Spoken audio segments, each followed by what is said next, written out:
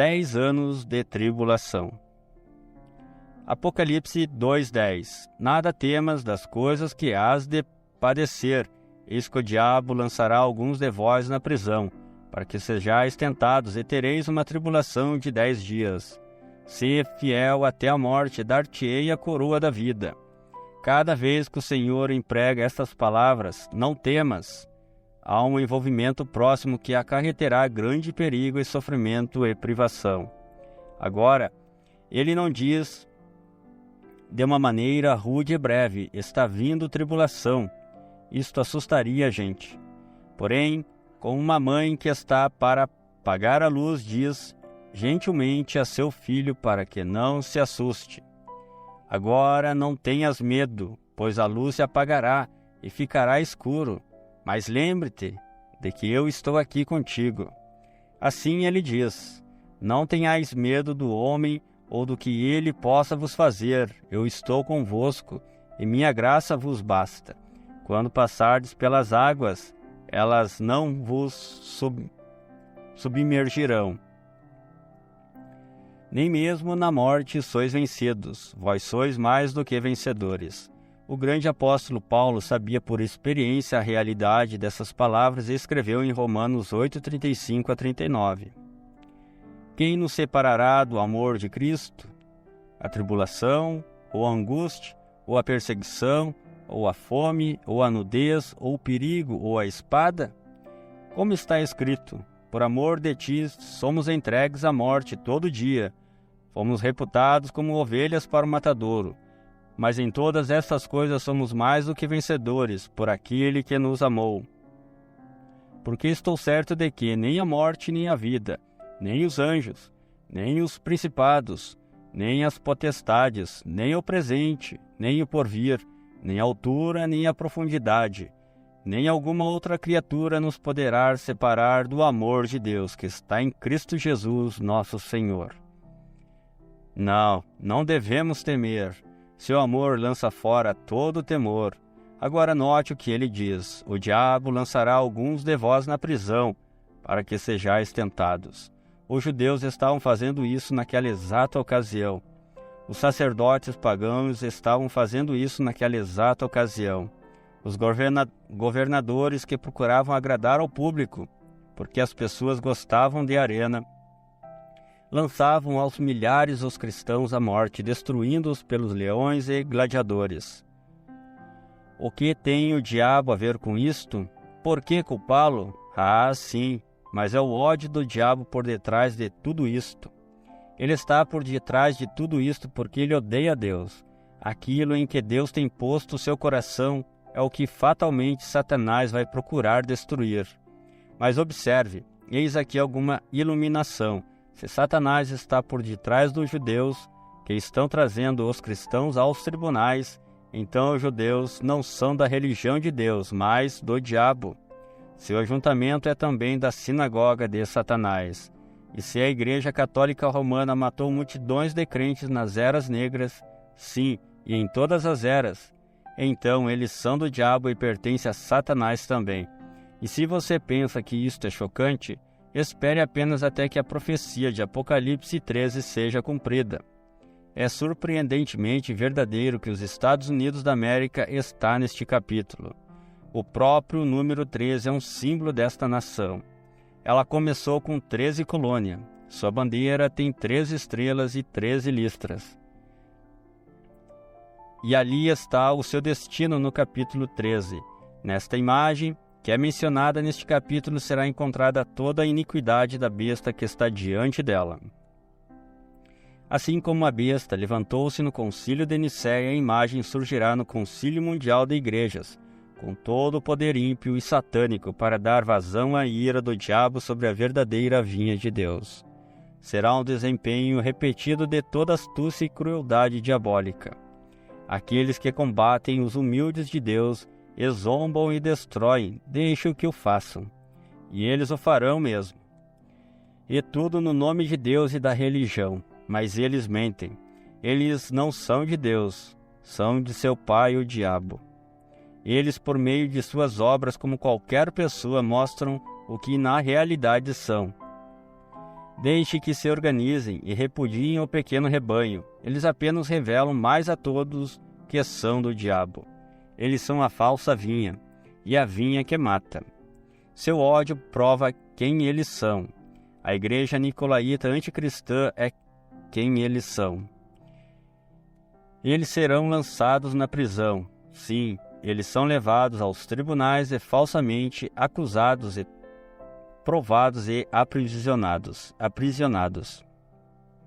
E evidentemente tudo é feito em nome da religião e decência e inocência ultrajada. Tudo feito por uma boa causa. Isso me faz pensar na Suprema Corte decidindo sobre oração e leitura da Bíblia nas escolas. Quem está por detrás disto? Satanás está. É simplesmente outro acesso de ira contra Deus. Tereis uma tribulação de 10 dias. Aqui está uma profecia, e com ela está o meio de determinar a duração da era de Esmirna. Diocleciano, o mais cruel de todos os imperadores, desencadeou uma campanha de terror contra os santos de Deus, que se não fora pela misericórdia de Deus teria exterminado todos os crentes. Foi a mais sangrenta da história e durou 10 anos, os 10 dias de Apocalipse 2:10, de 302 até 312. Ser fiel até a morte. E não diz ser fiel até que chegue a morte, mas até na morte.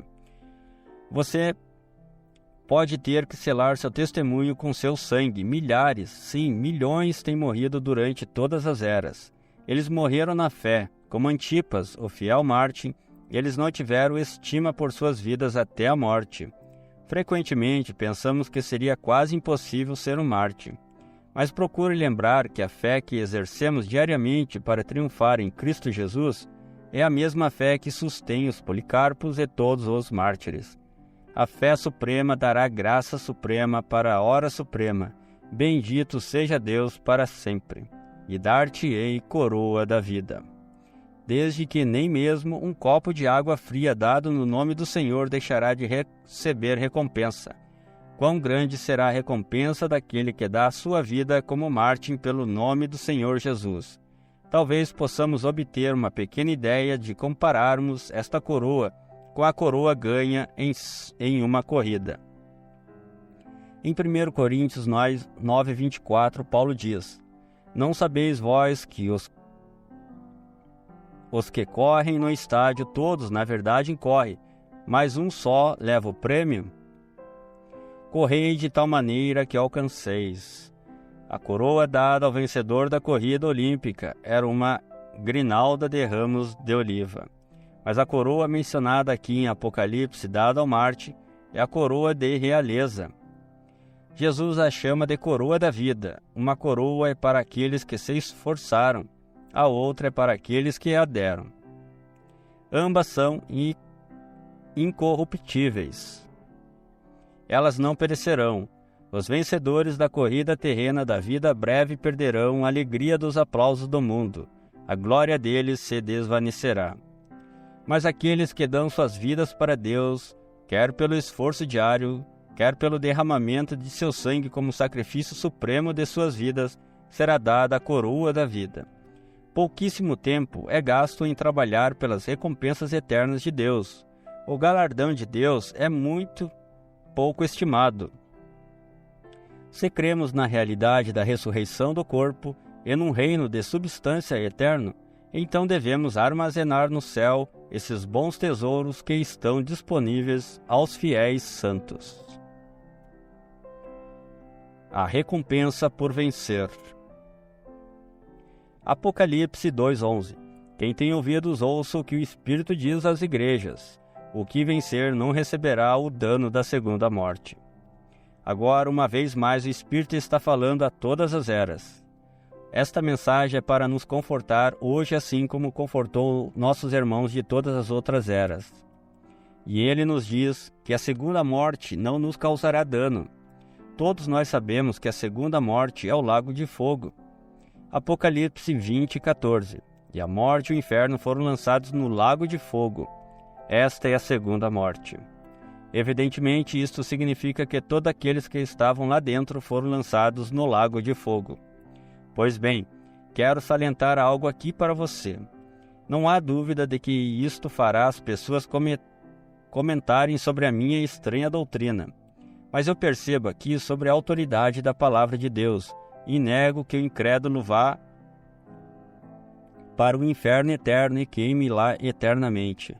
Em primeiro lugar, o inferno, ou lago de fogo, ou como você queira chamá-lo, não é eterno. Como pode ser, se ele teve princípio? Em Mateus 25:41, diz que o fogo eterno foi preparado para o diabo e seus anjos. Ora, se ele foi preparado, então não foi sem princípio. Se ele teve princípio, então não pode ser eterno. Evidentemente, você poderia tropeçar sobre a ideia da palavra eterno, mas esta palavra significa de séculos a séculos e tem diferentes significados associados a ela. Em 1 Samuel 3, 13 a 14, Deus disse a Samuel que ele iria julgar a casa de Eli para sempre, e que eles não mais ofereceriam sacrifícios para sempre como seus sacerdotes. E em 1 Reis 2, 27, Salomão expulsou o último descendente de Eli do sacerdócio. Isso foi 4 gerações mais tarde ou algo assim. Agora você pode ver que eterno, neste caso, não se compara com aquilo que é eterno. Ou seja, aquilo que não teve princípio ou fim. Aqui, neste caso, a palavra eterno significa até o ponto de desaparecer. É isso que aconteceu, eles desapareceram. Examine a palavra destruição em 2 Tessalonicenses 1, 9, os quais por castigo padecerão eterna destruição. No grego, destruição inegavelmente significa aniquilação, e a palavra destruição não significa destruindo. Agora, destruindo significa algo continuamente em declínio. Portanto, o que pode significar eterna aniquilação? Não significa continuar aniquilando, ou isso exigiria a palavra destruindo, em lugar de destruição. Significa destruir até o ponto final, acabar com aquilo. Você poderia agora querer saber quando pode usar esta palavra eterno e não usá-la da maneira que fomos ensinados. Isso é fácil. Quando se aplica a Deus, significa ser sem princípio ou fim, e permanecendo sempre e jamais cessando. E quando você fala de vida eterna, tenha em mente que é a vida de Deus. E o testemunho é este, que Deus nos deu a vida eterna, e esta vida está no Filho. Quem tem o Filho tem a vida. Pois bem, somente filhos de Deus têm vida eterna, a espécie de vida que nunca teve princípio, mas sempre existiu. Isso é correto. Você tem algo em você agora mesmo que é eterno, sem princípio ou fim. É o Espírito de Deus, é uma parte do próprio Deus, é a vida de Deus. Ora, se um pecador vai para o inferno para depois sofrer da mesma maneira que você vai para o céu para gozar o céu, então ele já tem a mesma espécie de vida que você tem. Bem, pode haver então aqueles que digam que vida eterna significa o bem-estar dos filhos de Deus. É o bem-estar e satisfação deles que está em jogo. Por outro lado, o pecador vai para o seu castigo, de forma que podemos reduzir a segunda morte a uma questão de castigo e lugar. Vida eterna significa céu, e castigo eterno significa inferno. Você se surpreenderia com os homens que foram exaltados como teólogos que criam nisso. Mas você sabe o que isso faz? Torna a vida eterna uma questão de geografia em vez de uma pessoa. Vida eterna é Deus, o Senhor Jesus Cristo. Como alguém pode crer em tal coisa que vida eterna seja uma questão de lugar? É mais do que eu possa entender. Pensar nisso me deixa desconcertado. Não, Senhor. Só há uma espécie de vida eterna, Deus a tem. Se temos Deus, temos vida eterna nele e através dele. Portanto, veja você, essa palavra eterno ou perpétuo pode ser aplicada de várias maneiras. Mas quando se aplica a Deus, sendo Ele o que tem um só significado, é a adoração de Deus. Você não pode aplicá-la assim para nenhuma outra coisa. Somente Deus é eterno, e por Ele vive. E porque Ele vive, vivemos com Ele. Agora, não deixe ninguém lhe dizer que eu não creio num lago de fogo e em castigo. Eu creio. E eu não sei quanto tempo durará, mas finalmente será eliminado. Em Apocalipse 21:8 diz que aqueles pecadores mencionados serão a sua parte no lago de fogo. Mas a verdadeira interpretação da palavra não é parte, mas sim tempo. Veja, aí está. Assim os maus serão lançados no inferno, Hades ou a sepultura, o inferno no lago de fogo. Separados de Deus, que coisa terrível será isso! Mas com os justos não será assim. Eles não têm que temer, eles foram redimidos por Deus. Eles estão em seu seio. Eles são os vencedores, e quem é que vence? Aquele que crê que Jesus é o Cristo. Por que escapará este vencedor, este crente, e entrará nos domínios da vida eterna e glória? Porque Jesus pagou um preço para nos resgatar do pecado?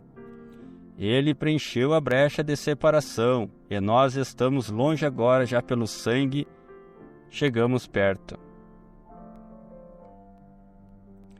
E eles nunca entrarão em condenação, nunca estarão naquele lago de fogo. Nunca poderão estar perdidos, porque ele não perderá nenhum deles. Nenhum dos remidos estará em algum outro lugar a não ser onde Jesus esteja. Você sabe por que é assim? Eu ilustrarei isto para você. Eu tenho um rapazinho, José. Ele é parte de mim, não importa o que aconteça. Se eu fosse um homem rico, o pior que eu poderia fazer seria deserdá-lo. Mas não há nada que eu possa jamais fazer para negá-lo. Eu não posso porque ele é parte de mim. Olha aqui, vamos fazer um teste de sangue. Vamos comparar o seu sangue com o meu. Isto provará que José é meu filho. Ele é meu. É o teste de sangue que mostra se você pertence a Deus ou não.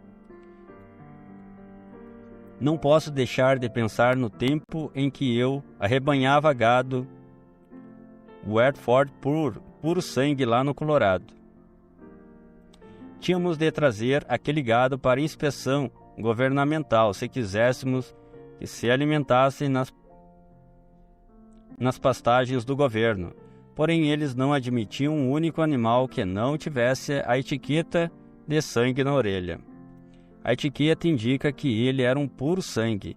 Os guardas florestais que os examinavam nenhuma vez sequer olhavam para a marca a ferro. Eles simplesmente olhavam para a etiqueta para ver se o sangue era o sangue correto. Aleluia! Se for o sangue correto, tem que estar certo. Você sabe, Deus olhou para baixo e declarou: a alma que pecar, esta morrerá. Está separada de mim. Não pode se aproximar de mim. Sabemos que todos pecaram e destituídos estão da glória de Deus. Isto significa que todos morreram, todos foram separados, e chegaria um dia em que até aquele pouquinho de vida seria extinto e tudo estaria acabado. Mas Deus, em amor, tomou um animal e tirou sua vida no lugar da vida do pecador. No Velho Testamento, o pecador trazia um cordeiro. Ele colocava sua mão sobre o cordeiro enquanto o sacerdote cortava a garganta do cordeiro. Ele sentia o sangue sendo derramado e ouvia o baliar.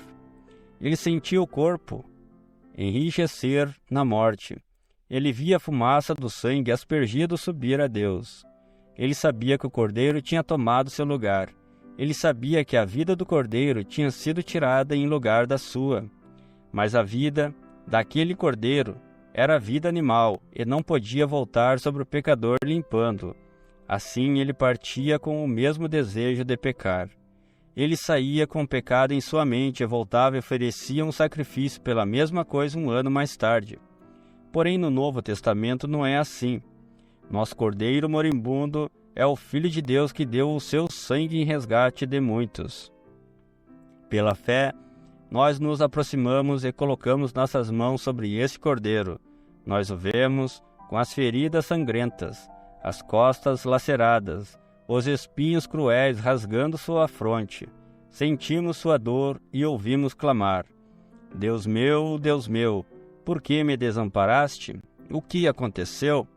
A vida que deixou aquela célula de sangue partida voltou sobre o arrependido. A vida que estava nele voltou sobre nós. Nós voltamos então sem o desejo de pecar, e agora temos ódio pelas obras e desejos da carne. Olhemos para nós. O que é nossa vida?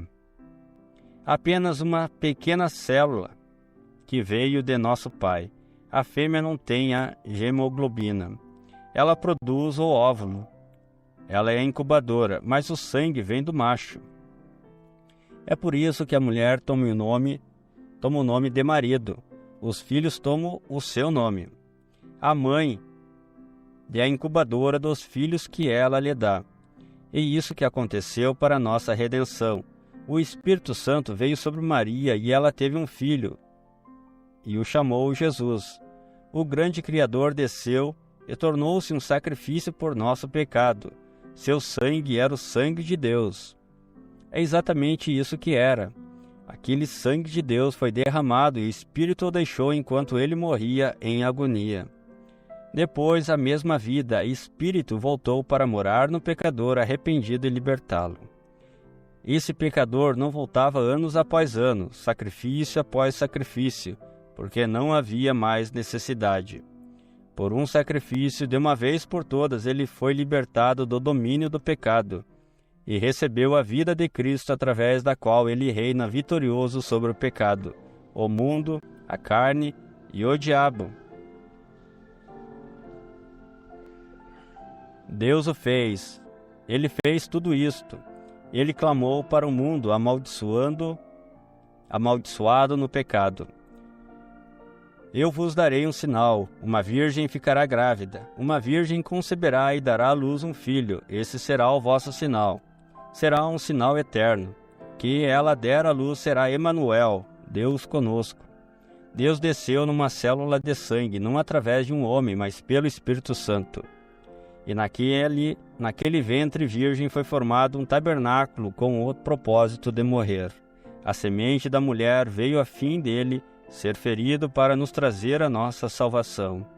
Quando o Espírito Santo veio sobre Maria, ele criou dentro de seu ventre a célula que se multiplicaria e se tornaria o corpo de nosso Senhor. Aquela célula foi criada, foi o princípio da criação de Deus. Isso é o que Jesus é, e aquele santo foi cheio de sangue santo, a saber, o sangue de Deus. Aquele tabernáculo nasceu, ele cresceu até ser um homem. Ele foi ao Jordão, e lá aquele sacrifício foi lavado por João no rio chamado Jordão. Quando aquele sacrifício aceitável levantou-se das águas, Deus veio e habitou nele, enchendo-o com espírito sem medida. E quando ele morreu e derramou o seu sangue, a perfeita vida de Deus foi liberada para voltar sobre o pecador que aceitasse Cristo como seu Salvador. Ó, quão admirável isto é! Jeová nascer chorando sobre um monte de estrume. Jeová nascer numa manjedoura de palha. Ali está o sinal eterno para os orgulhosos e inchados, pseudo-intelectuais, que têm criado sua própria teologia e negado a verdade de Deus. Jeová Deus, um bebê chorando num fétido estábulo. E logo pensamos que temos o direito de ser orgulhosos, empinando nossos narizes, criticando e agindo como se fôssemos alguém. Aqui está o verdadeiro sinal, este é o correto, Jeová brincando como um menino, Jeová trabalhando numa carpintaria, Jeová lavando os pés de pescadores.